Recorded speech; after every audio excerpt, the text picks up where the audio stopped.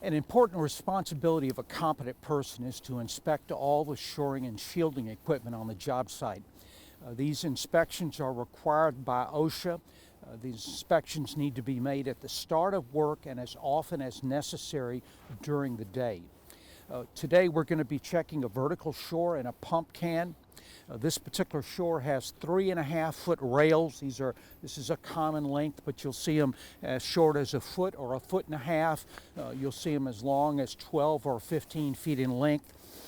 This particular shore has cylinders with a 22 to 36 inch stroke. Shores come with all different lengths of cylinders. The length of this rail and the stroke of this cylinder would be based upon the depth and the width of our trench.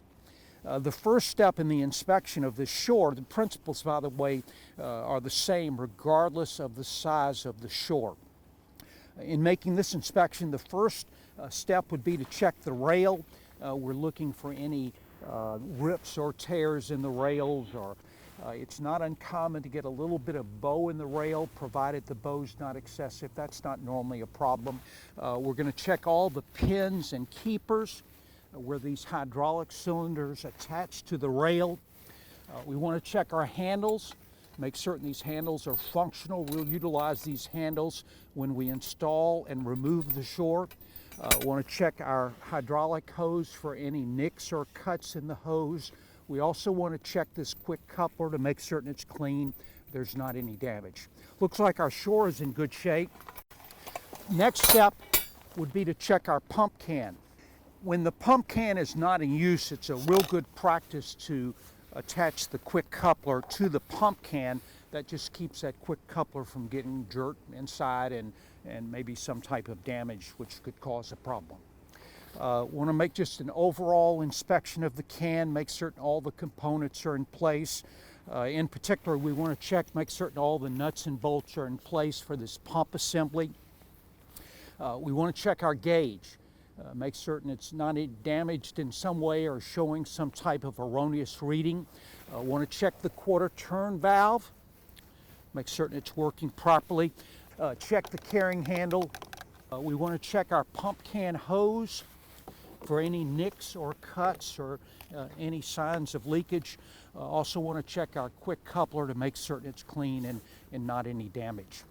Final step in checking the pump can would be to make certain we can build and maintain pressure in the pump can.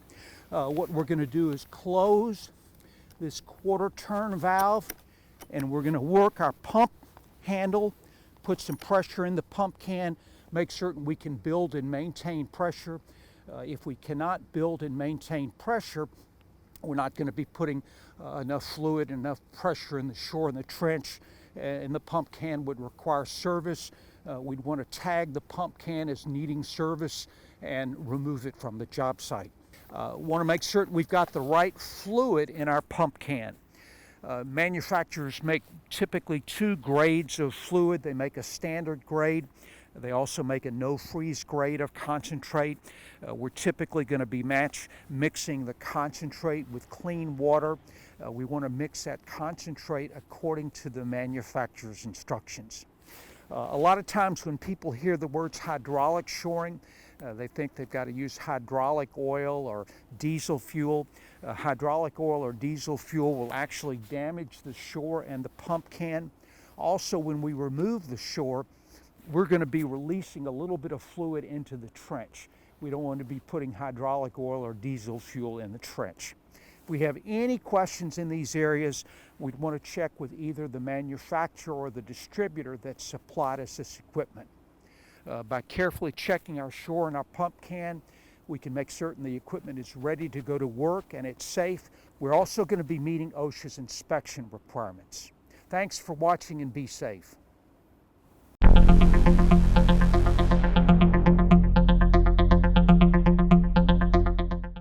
This training video is made possible by the generous support of Baker Corp, D.P. Nicolai, Efficiency Production, National Trench Safety, Pacific Shoring, Speed Shore, Trench Plate Rental, Trench Shore Rentals and Treebore Shoring Rentals, Trench Shoring Company, Trinity Industries, Underground Safety Equipment, and United Rentals.